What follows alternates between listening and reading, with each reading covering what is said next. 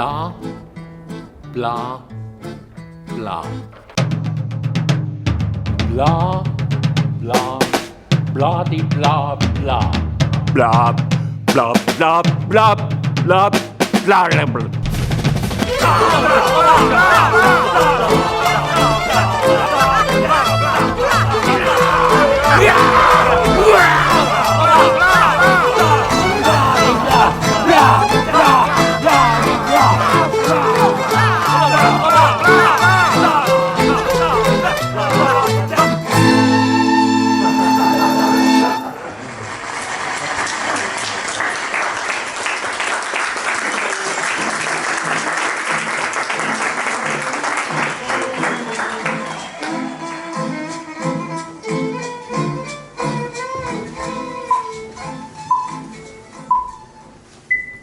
Fellow Toastmasters, my opponents may claim many half-truths, untruths, and downright lies. Their premise will be based upon the idea of three core arguments. The idea that this will result in the loss of freedom and choice, the idea that there's a lack of need and high cost for a national military service, and that it is unfair and discriminatory in nature. Let us set the record straight before it is set wrong. Freedom. Has freedom ever actually been free? We have more choice than ever, but actually, I find that it's too much choice. You're not really free, you're bound by those. Our schools, parents, place of birth, you have no choice in these things, and yet we still manage to make it work, mend and make do, as they say. The conscientious objector, well, that assumes that such a process would be a combat role and that you'd always be needed. Do we not have medics or engineers in such a force? Of course we do. They could happily take on those roles. My opponents would falsely claim that there was a lack of need. Well, I would disagree. What about terrorism and the act that having a good standing army is an excellent deterrent in a world that's very unpredictable? Or my opponents may try to claim that this is to try and hide, if you will, high-rising unemployment in the youth. Much like Greece uses conscription to hide this process. We are not Greece. I say to you, no, sir. Shame on you. This is Great Britain, a powerful economy. Your views. Indeed, my right honourable friend here, Mr. Shaw, and I recognise, as did David Cameron in 2015, that the big society process advocated the idea, if not just a military service, a national civil service, where we could fill those gaps where a free market economy is unable to do so. A wonderful way of helping to reduce costs on welfare and the likely associated implications. Listen not to the Fawkes outrage that you'll hear from the Can I interject there? Reduce costs on welfare. How much is it going to cost to introduce national service? These costs have to be over time, you know, you have to do obviously lots of surveys and research, but I'm sure it'll be far less anyway. Do not listen to the Fawkes outrage here of the wailing weather, and don't be foxed in by the sly sexton you see in the corner. Indeed, the inertia of people unwilling to change because of positivity, these things can be positive. It's how we implement them and the process that come. I'm assured by my right honourable team that it will be very easy to fix in once we get over the costing. So, moving on swiftly. My opponents will squawk, it's unfair, but when has life ever been fair in these processes? We humans are the ones that create justice. And so I would argue that a small price to pay for determination, discipline, drive and purpose evoked into our younger generations for time to go on. Indeed, ladies and gentlemen, let me leave you with a passing thought that pain is temporary, but glory is forever. Thank you very much, ladies and gentlemen.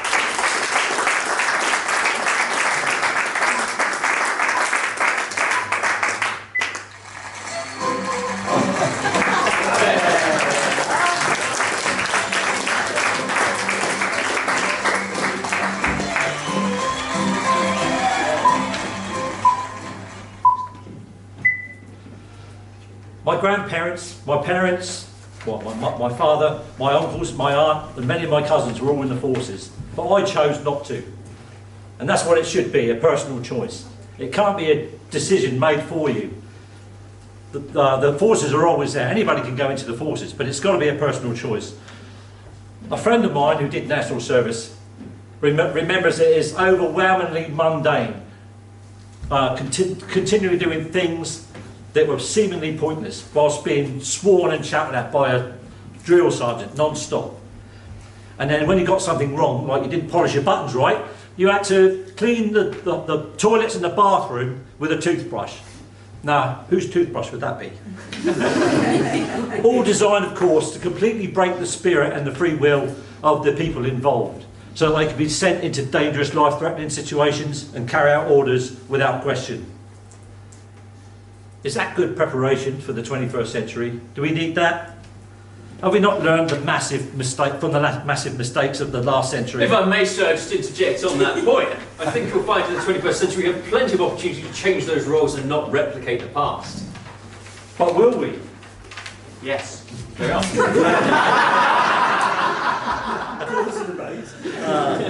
Okay, look at the current national service records. Will show you that between 1949 and 1963, over 2 million men did national service.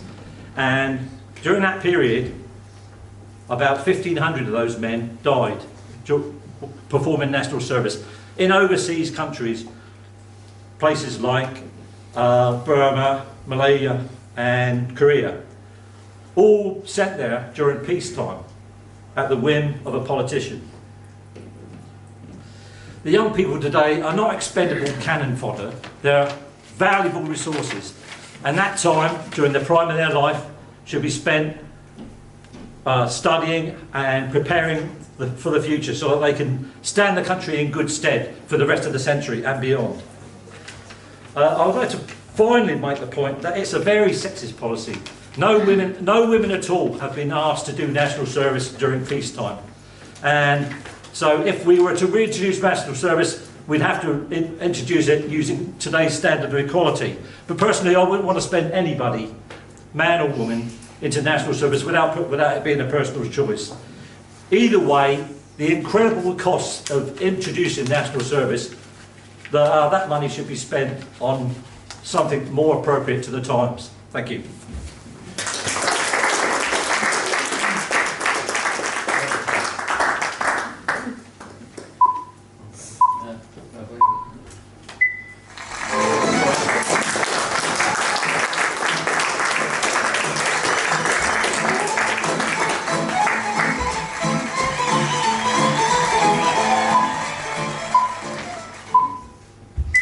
I would like to thank my right dishonourable friend George for his passionate pitch then.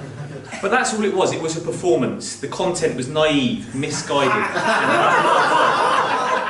His comment about North Korea. We are not talking about North Korea. We're talking about the UK, having national service in the UK. Comparing North Korea to the UK is like comparing apples with oranges. Not even that, like apples with lampposts. That's how different the concept is.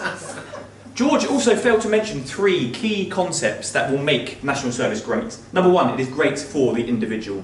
It offers an individual a chance to educate themselves, to learn, to future benefit themselves in terms of employment. It also offers us a way out of this snowflake society that we are having, this couch potatoism. And in fact, the statistics show from the Guardian's report that depression because of unemployment has created 50,000 deaths per year, and we would like to give the individual a way out of this. George also failed to mention the great benefit that this would have on our country. Imagine a populace that is no longer unemployed, the amount of taxes coming in from this employment, the amount of taxes being saved from having this benefits, unnecessary benefits being claimed. This employment comes at our cost though. What It's cost? not free. I hear your point. $12,000 to keep their soldier in the field in the modern army. However, how much money is there being wasted in not having a job later in life? This is a skill set we will be giving them for later in life. And secondly, if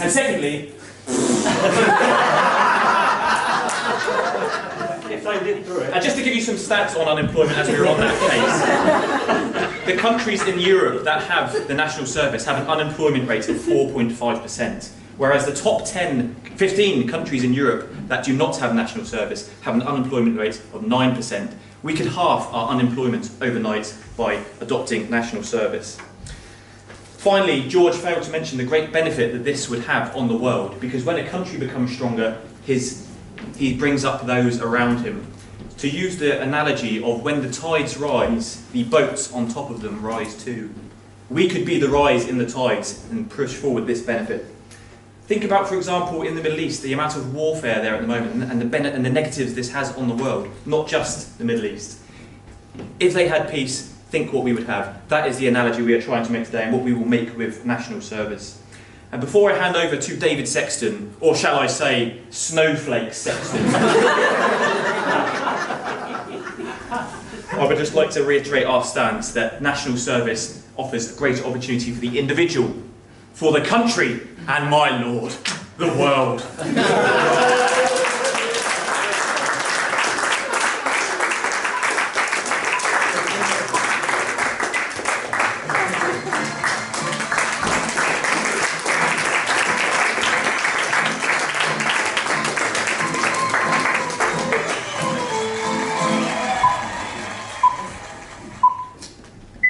We've heard a great many things today, and some of them have been quite contradictory. For example, Benjamin said, correctly, that I'd argue that the National Service was an attack on our liberty. But instead of saying it wasn't, he said we were never free to begin with. We don't have any freedom, so why bother? And we had Stuart, who said that after Benjamin had said it wasn't about padding the numbers and reducing unemployment, that really that's what their main argument was. That reduce unemployment with make work. I'm going to say national service is a terrible idea.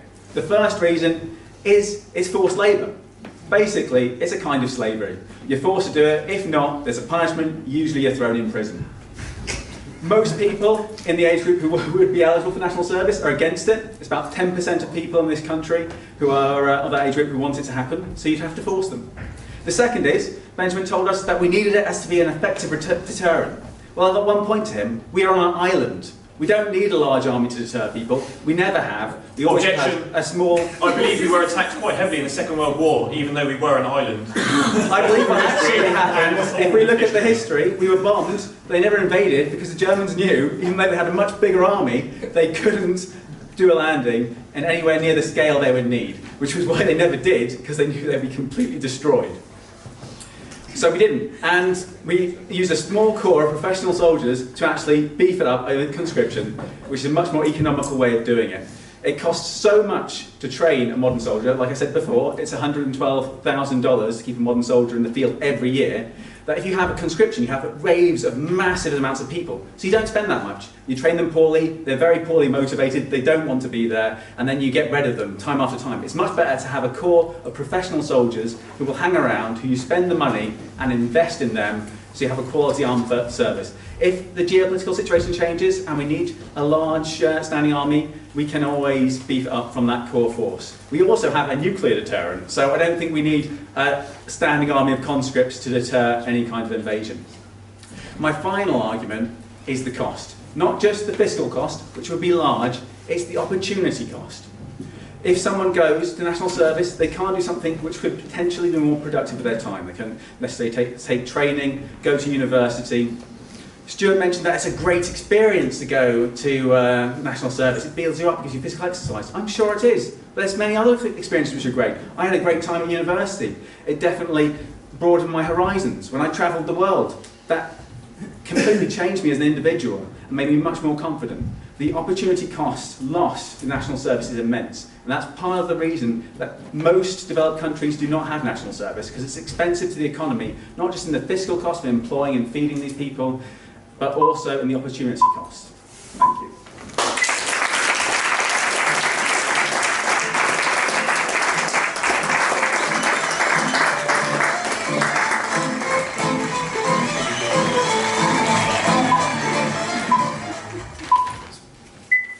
So, thank you very much for 4 amazing speakers. Incredibly challenging to try and debate such a subject over such a short amount of time. I mean, unbelievable. I have to say, I feel overshadowed by their enthusiasm and their passion. This is a subject which I've always kind of been quite interested in, because within myself I've always been quite a conservative and felt like, you know, the kids on the street really ought to learn some hard truths and chuck them in national service, because my father was in national service and I always thought he sort of did things properly in life. But actually I had a chat with him a couple of days ago, and he was in national service, but he was also a politician. And he introduced me to a lot of arguments which these guys have presented. It's very difficult. His view ultimately was that national service was a bad thing, actually. But I think just looking at these, don't let that affect your vote here, because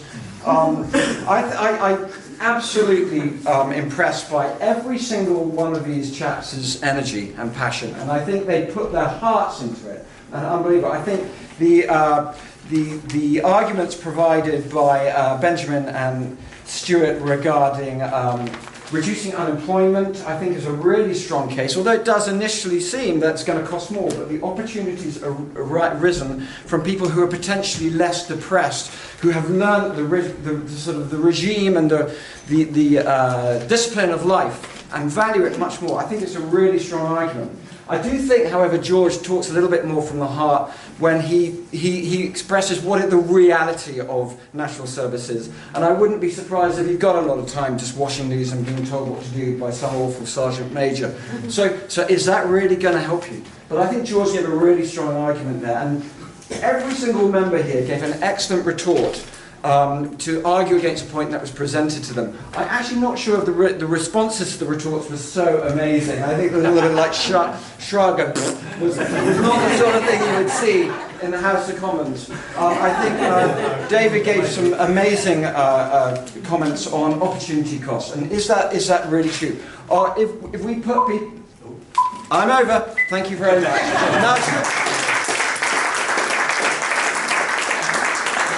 So now, if you could please vote for either Team A or Team N for who you thought won the debate. And then if you could please tell us also which individual debater you felt was the best debater. So that is Benjamin, Stuart, George or David. So that's 2 votes